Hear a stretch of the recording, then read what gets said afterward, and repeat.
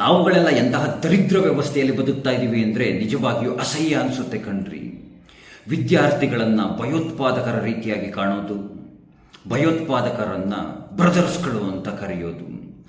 ಕೆಳಗಡೆ ಏನೊಂದು ಫೋಟೋ ನೋಡ್ತಾ ಇದ್ದೀರಾ, ಈ ಹೆಣ್ಣು ಮಗು ತನ್ನ CET ಎಕ್ಸಾಮ್ ಬರೆಯೋದಕ್ಕೆ ಅಂತ ಬಂದಿದೆ. CET ಎಕ್ಸಾಮ್ ಬರೆಯೋದಕ್ಕೆ ಬಂದಾಗ ಮೂಗುತ್ತಿಯನ್ನು ಅಂದರೆ ಮೂಗಿನ ಮೇಲಿರುವಂಥ ಆಭರಣವನ್ನು ತೆಗೆಯೋದಕ್ಕೆ ಹೇಳಿದ್ದಾರೆ.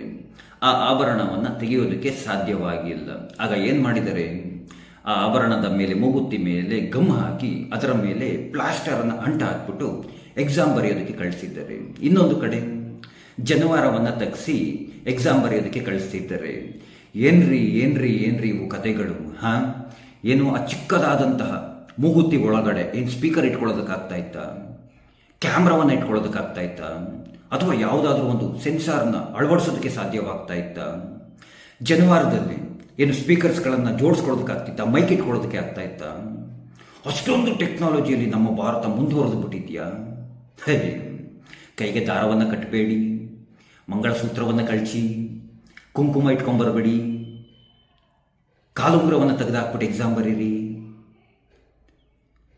ಏನು ಅದರೊಳಗಡೆ ಏನು ಬಾಂಬ್ ಇಟ್ಕೊಂಬಿಟ್ಟು ಏನಾದರೂ ಬಂದ್ಬಿಡ್ತಾರ? ಅಟ್ಲೀಸ್ಟ್ ನಾನು ಸತ್ಯ ಮಾಡಿ ಹೇಳ್ತಿದ್ದೀನಿ, CET ಎಕ್ಸಾಮ್ ಬರ್ದಿರೋಂಥವ್ರಿಗೆಲ್ಲರಿಗೂ ಅನುಭವ ಇರುತ್ತೆ. ಎಕ್ಸಾಮ್ ಹಾಲಲ್ಲಿ ಅಷ್ಟೊಂದು ಸಮಯ ಇರುತ್ತಾ ನಮ್ಗಳಿಗೆ? ಕೇಳಿಸ್ಕೊಂಡು ನೋಡಿಕೊಂಡು ಕಾಪಿ ಮಾಡಿಕೊಂಡು ಬರೆಯೋಷ್ಟು ಇದು ಟೈಮ್ ಇರುತ್ತೆ ನಮಗೆ. ಏನೋ ಅಪ್ಪ, ನಿಜವಾಗಿಯೂ ಈ ಫೋಟೋ ನೋಡಿದಾಗ ನನಗೆ ಮಾಂಗಲ್ಯ ಸೂತ್ರವನ್ನು ತೆಗಿಯಂಥದ್ದು ಯಾವಾಗ ಗೊತ್ತಾ? ಗಂಡ ಮರಣ ಹೊಂದಿದ ನಂತರ ಅಷ್ಟೇ. ಎಷ್ಟೋ ಜನ ಹೆಣ್ಮಕ್ಳು ಎಕ್ಸಾಮೇ ಬರೋದೆಲ್ಲ ಹೊರಟೋಗ್ಬಿಟ್ಟಿದ್ದಾವೆ.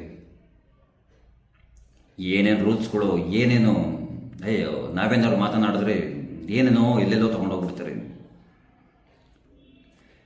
ಅರ್ಥ ಮಾಡ್ಕೊಳ್ಳದೆ ಹೋದರೆ ನಿಮಗೆ ಬಿಟ್ಟಿದ್ದು ಅಂತ ಹೇಳ್ತಾ, ಕೃಷ್ಣ ನಿಮ್ಮೆಲ್ಲರಿಗೂ ಒಳ್ಳೆಯದನ್ನು ಮಾಡಲಿ. ಎಲ್ರಿಗೂ ಧನ್ಯವಾದಗಳು. ಜೈ ಶ್ರೀ ಕೃಷ್ಣ.